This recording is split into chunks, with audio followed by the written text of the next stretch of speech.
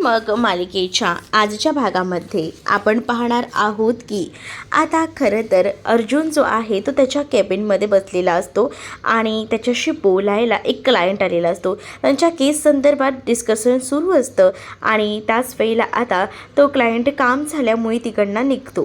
तर जेव्हा तो क्लायंट आता तिकडनं निघून जातो ना, तेव्हा मात्र आता चैतन्य दुसऱ्या केस संदर्भात बोलण्यासाठी अर्जुनकडे आलेला असतो, मिस्टर महाजन यांच्या केस संदर्भात.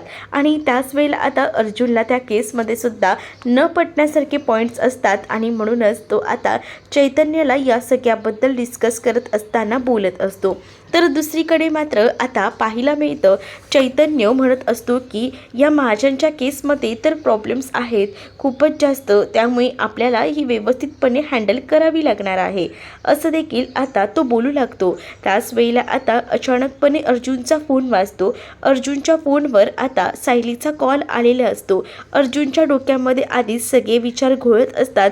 कळत नसतं कारण ऑलरेडी ना सचिनने जे काही आता फसवणुकी करायचे काम चालू केलेलं असतं ना, तेच मुळात त्याला जमत नसतं, समजत नसतं की काय करावं आणि त्यामुळेच ना आता तो डोक्याला हात लावून बसतो. मग आता तो ठरवतो अस्मी तर ठीक असेल ना, मग अस्मीची चौकशी करायला म्हणून तो आता सायलीला कॉन्टॅक्ट करायचं ठरवतो. सायली जेव्हा आता कॉल बघते तेव्हा मात्र आता ती विचार करते की आज काय झालं, अचानकपणे फोन केलात, काही नाही सहज म्हणूनच केला होता, सगळं ठीक तर आहे ना? हो एकदम मस्त. आणि अस्मिताई ती आहे का ठीक? हो हो ती आहे ठीक. त्यांना आता दूध दिलं आहे पण त्या दूध पित नाही आहेत, त्यांना नको वाटते, बस बाकी काय. तुम्हाला वाटतंय का द्यायचं आहे का फोनवर बोलायला त्यांच्याशी? नाही नाही नाही नको देऊस आता, ठीक आहे मी असंच फोन केला होता जस्ट. आणि त्यानंतर आता मुद्दामूनच खरं तर अर्जुनने कॉल केला होता, त्याला काळजी वाटत होती त्याच्या बायकोची आणि म्हणूनच तो आता तिला कॉल करून बोलत होता की सगळं काही ठीक तर आहे ना. आणि त्याच वेळेला अस्मीची सुद्धा त्यांनी चौकशी केलेली असते आणि त्याच वेळेला आता त्याला कळलेलं असतं की सगळं काही ओके आहे, ठीक आहे आणि त्यामुळेच आता ही कॉल ठेवते. तर दुसरीकडे मात्र आता दूध प्यायला अस्मिता नाटकं करत असते. तिला आता काही खायची प्यायची इच्छा उरलेली नसते आणि त्यामुळेच ना ती आता म्हणत असते की मला काही नको आहे प्लीज. आणि त्याच वेळेला आता तिकडे सचिन आलेला असतो. सचिनला बघून ती एकदमच आनंदात उठते आणि सचिनकडे धावत जाते. सचिनला म्हणते अरे तू तर उद्या येणार होतास ना, मग आजच आलास?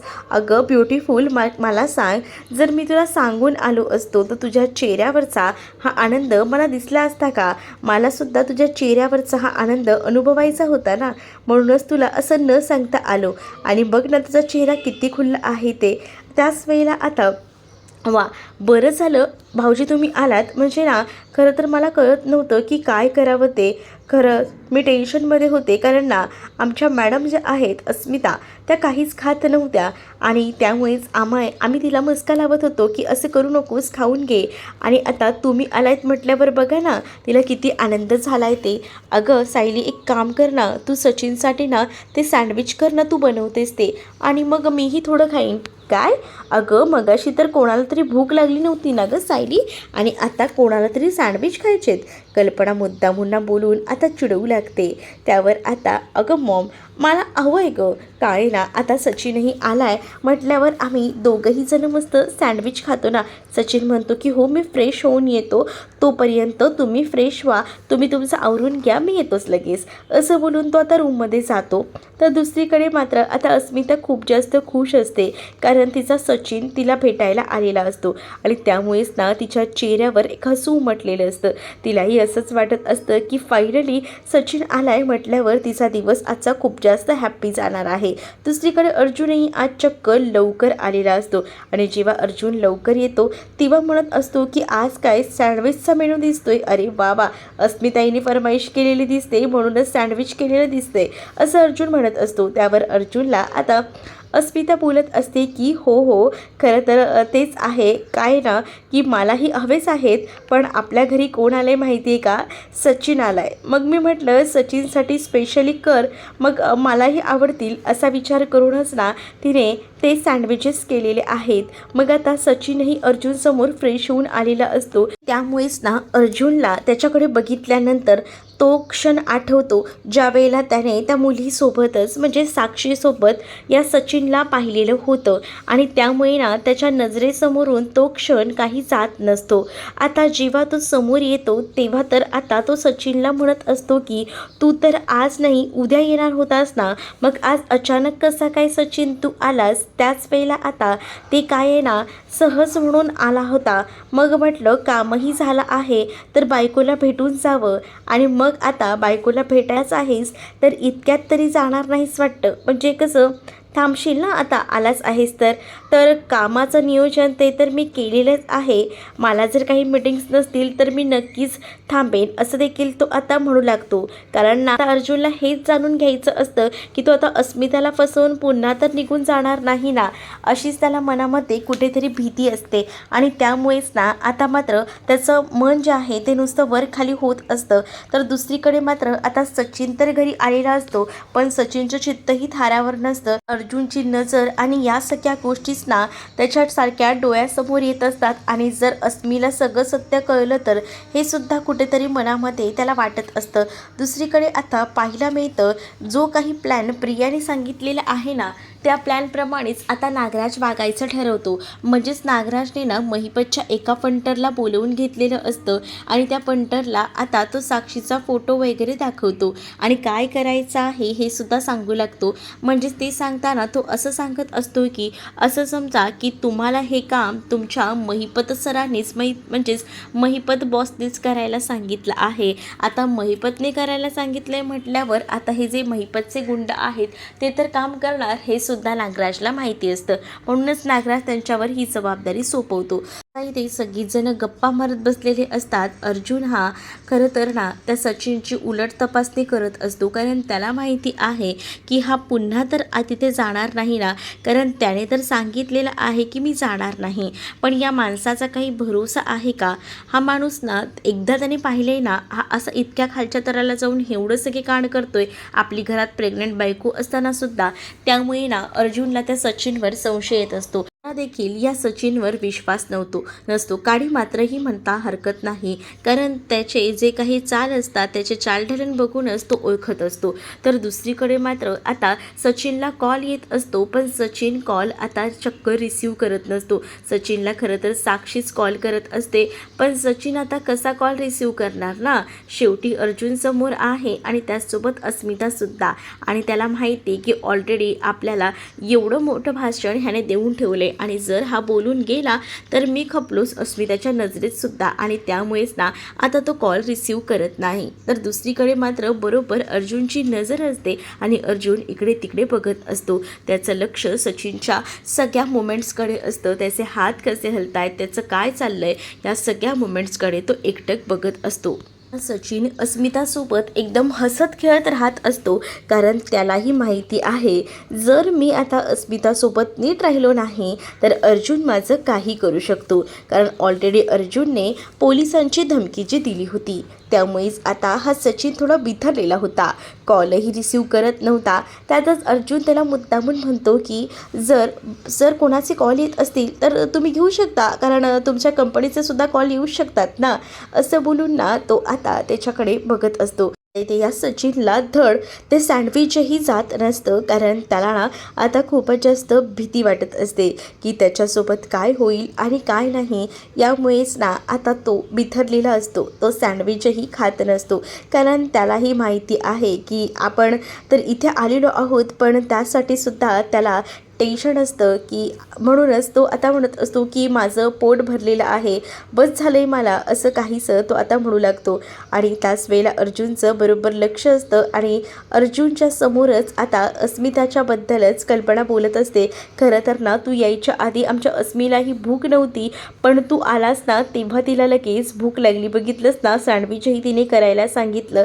इकडे अर्जुन आता निघून गेलेला असतो पण अर्जुनचे जे काही आता निरीक्षण असतं अर्जुनचं ते सायलीने बरोबर केलेलं असतं आणि त्यामुळे ना तिला कुठेतरी डाऊट येत असतो की काहीतरी गडबड आहे आणि त्यामुळेच थोडी ती बिथरलेली असते आणि तिकडे तिकडे विचार करत असते की काय असेल नक्की. तर दुसरीकडे मात्र आता सचिनला सारखा कॉल करत असलेली साक्षी ही खूप जास्त टेन्शनमध्ये असते, कारण सचिन आता तिचे कॉल रिसीव करत नसतो. ज्याने तिथे सोडलेलं असतं ना तिला हॉटेलमध्ये, त्याच्यानंतर तो काही घरी आलेला नसतो आणि त्यामुळेच ना आता ती खूप जास्त बिथरलेली असते. आणि तेवढ्यातच ना महिपतचा जो फंटर असतो तो तिथे येतो आणि साक्षीला ते चिठ्ठी देऊ लागतो आणि साक्षीला म्हणत असतो की मॅडम हे घ्या, तुमच्यासाठी ही चिठ्ठी आहे. खरं तर तुम्ही जरा बघता का, ही चिठ्ठी बघा म्हणजे तुम्हाला कळेल. आणि त्याच वेळेला नेमकं हे साक्षीला कळत नसतं. साक्षी आता तो फंटर गेल्याबरोबर ती चिठ्ठी उघडून बघते तर त्यामध्ये लिहिलेलं असतं की सावध राहा. सावध राहा ही चिठ्ठी वाचल्यानंतर कुठेतरी डाऊट येऊ लागतो की काय नक्की गडबड आहे, नक्की काहीतरी गोंधळ आहे हे आता लक्षात आलेलं असतं. आणि त्यामुळेच ना आता ती खूप जास्त बिथरलेली असते. तिलाही तिचं कळत नसतं की हे सगळं तिच्यासोबत चाललंय तरी काय. आणि त्यामुळेच ना आता ती घाबरलेली असते. बिचारी ती एकटीच असते, पण आता ही आलेली चिठ्ठी आणि या सगळ्या गोष्टींमुळे ती आता विचार करते. दुसरीकडे पाहायला मिळतं अर्जुनही आपल्या रूममध्ये असतो आणि त्याच्याही मनामध्ये सारखे विचार फिरतच असतात. आणि जेव्हा आता त्याच्या डोक्यामध्ये हे सगळे विचार सुरू असतात ना, तेव्हा मात्र आता सायली म्हणत असते की काय झालंय, तुम्हाला कसलं टेन्शन आहे का.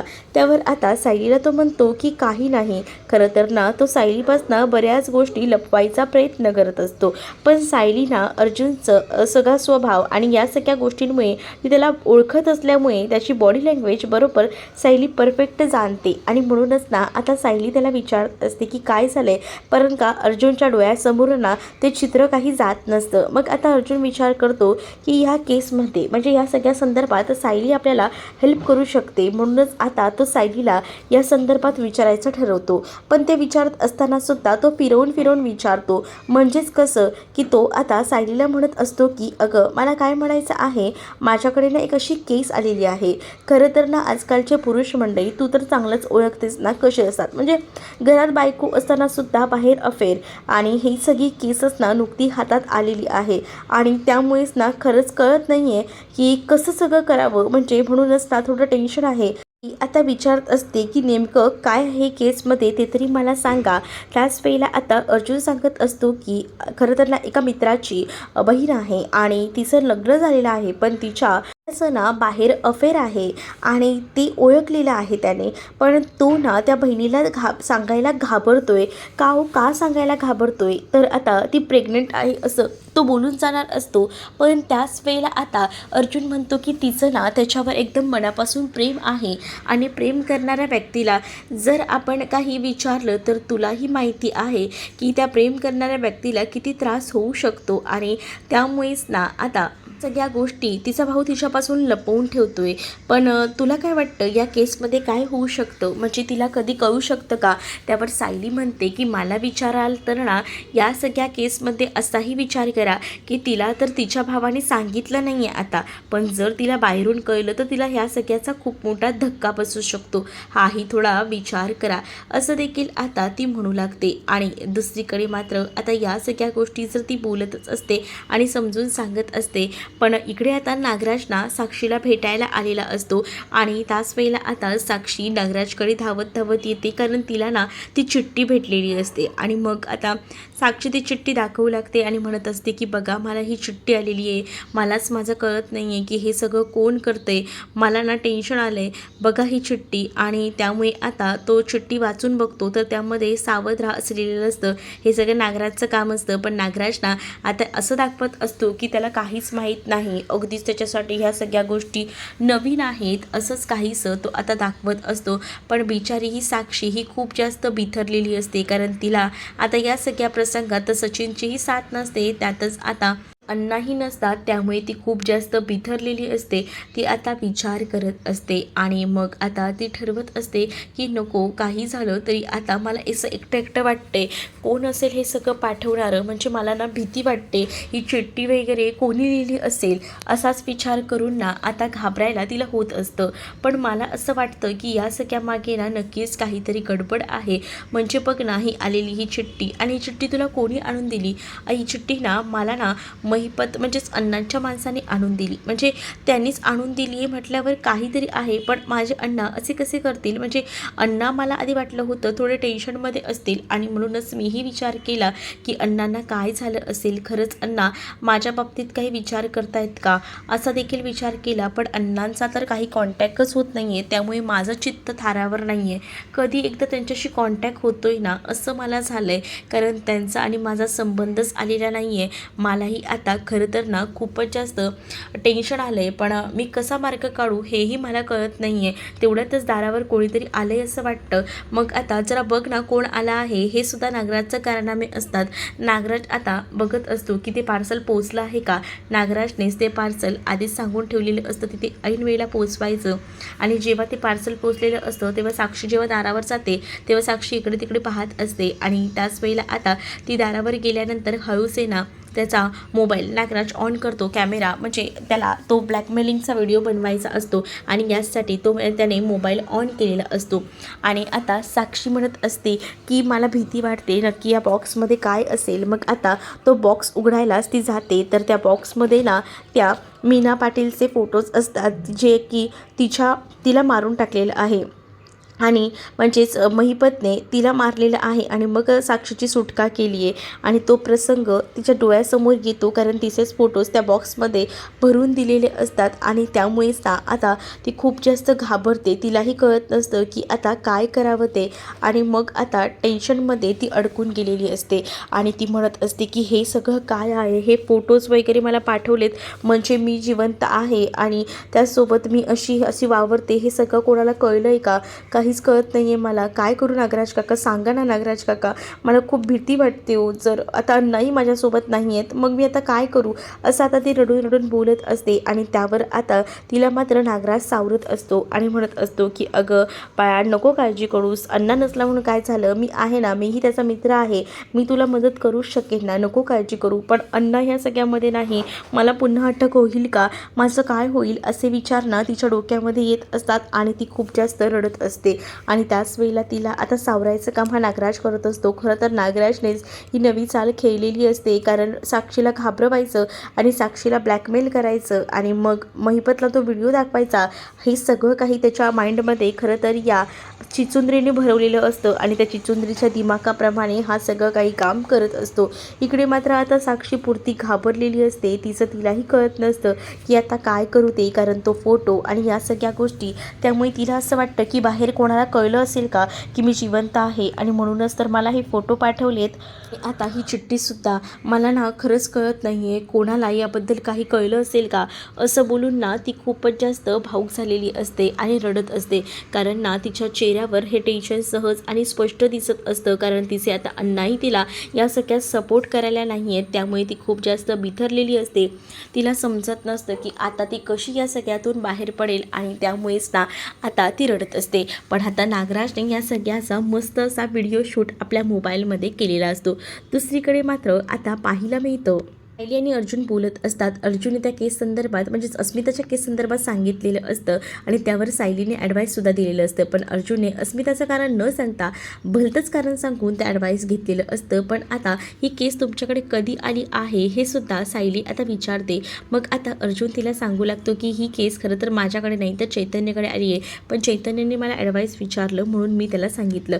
आणि त्याच वेळेला आता ती म्हणत असते की आपल्याला गोष्ट विसरायला नको की आपण नागराज काकांकडे लक्ष द्यायचं आहे. मला असं वाटतं ना, नागराज काकांकडे लक्ष द्यायचं असेल ना तर आपण आपल्या सुमन काकूंना सांगायचं का, म्हणजे सुमन काकू घरात असतात, त्यांच्या समोर असतात, तर त्याबरोबर लक्ष ठेवतील ना. आणि म्हणूनच मला असं वाटतं की आपण त्यांना सांगायचं का.